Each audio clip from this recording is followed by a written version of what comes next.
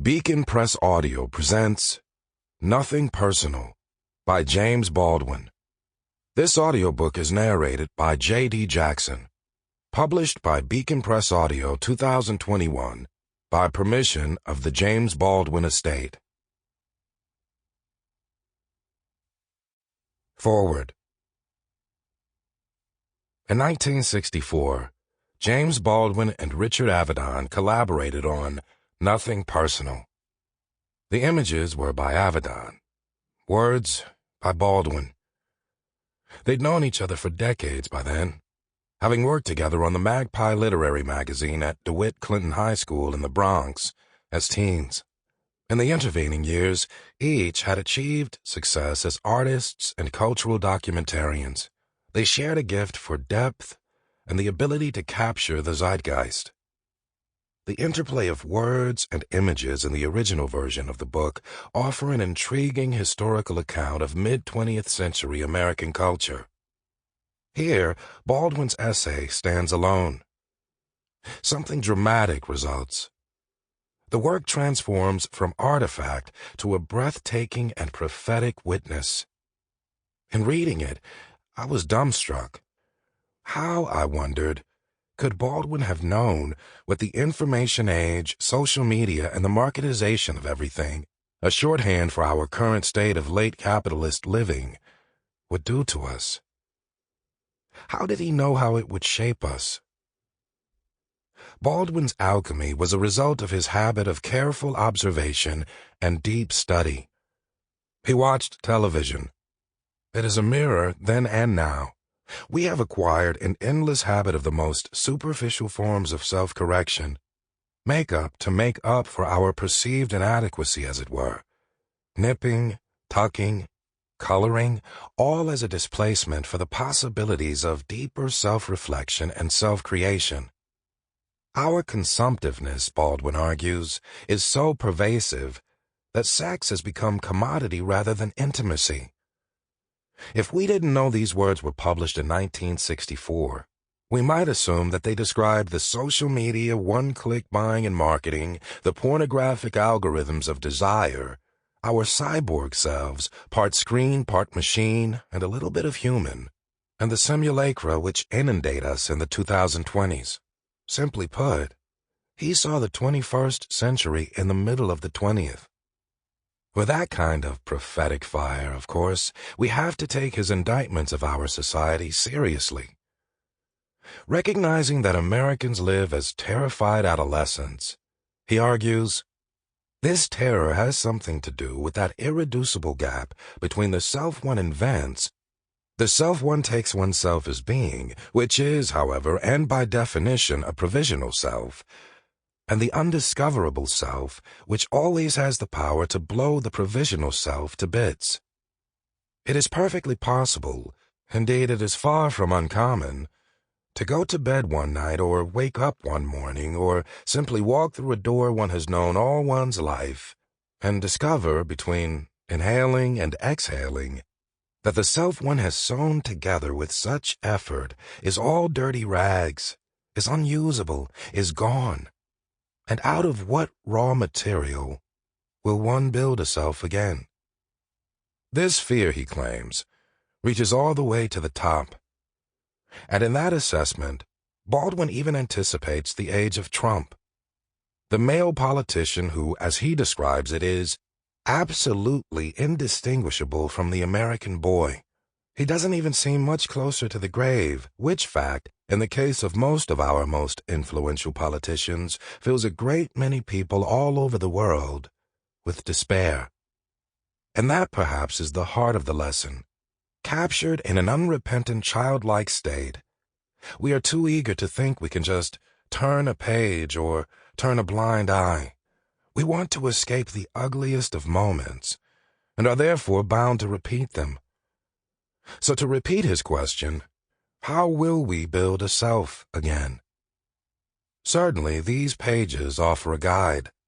By holding fast to American mythologies, we endanger justice and we engender injustice. Baldwin describes the inert Plymouth Rock, as a gravestone for Indians, Africans, and the potential of white Americans' humanity. That rock, a literal historic artifact and a national narrative, is a death knell for the truth.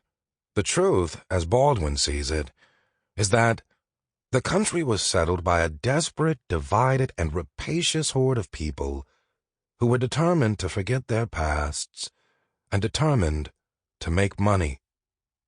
As long as Americans, and in particular white Americans, hold fast to the myth and remain stuck in the idolatries of the past, they deprive themselves of a usable past, one from which to learn.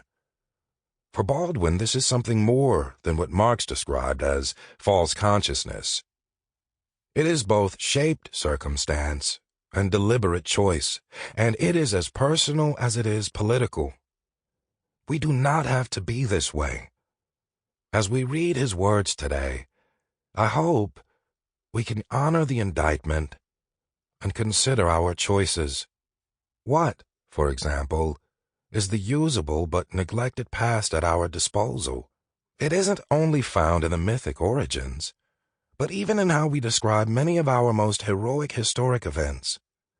For example, we find ourselves subject to a conventional narrative of civil rights that leads us to a tidy conclusion. See, it says, we made mistakes, but we have taken strides steadily to an ever more perfect union. Baldwin decried that mythology even as it was being created. The last 2 decades of his life, he wrangled with those fictions and fantasies, as Eddie Glaude so brilliantly and unflinchingly captures in his book, Begin Again. Indeed, racial inequality persists and has been extended in the intervening decades. Even more ironic, perhaps, many public and powerful figures cite Baldwin as a hero today, while evading the fact that those who take up the courage of conviction in precisely the way Baldwin once did are often avoided assiduously or punished for speaking truth to power. I hope that Baldwin's words here remind you that, notwithstanding the way the world has changed when it comes to race since 1964, despite all the elected officials, all the celebrities, all the celebrated firsts, we have not been able to escape its ugly grasp. In this piece, you will read Baldwin's description of an experience he had with a Swiss friend. They're arrested and separated. He's accustomed to such abuses as a black American man. Harassment, targeting, unlawful arrest. But he worries about his friend. His friend, he learns later, is warned while in custody against befriending niggers if he is to make his way in the United States. And in his own experience, Baldwin recognizes a familiar disappointment in the cop who wishes Baldwin had committed any infraction. It would have been not only a justification for the arrest, but a legitimation of the racist practices of policing. The casual racism, the disciplining voice of white supremacy, and of course the actions of police themselves are all resonant today. In fact, if one were to do an overview of black politically informed writing from the beginning of the 20th century to the end, the police are a recurring theme. As an arm of state power, as a tool of state violence, the institution has long been a knife in the side of black America. That we act as though the movement for black lives has newly raised this issue is not a sign of its novelty, nor is it a sign that we simply needed proof in camera phones. The fact that we treat this issue as new is the evidence that we have failed our history, as Baldwin charges. And at the same time, what Baldwin calls the discovery and invention, and they are often the same, of the barbarian continues. That term, as he used it, is sarcastic, of course. Threatening others is a recurring and recycled trope in the American imagination. Even today, the Cold War, long over, gets re-triggered in panics over socialism.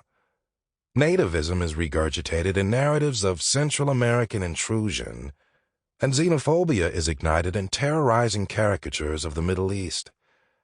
And of course the words thug, urban, and welfare dredge up centuries-old U.S. anti-blackness, Being stuck in the past is, we see, a creative venture.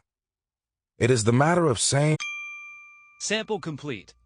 Ready to continue?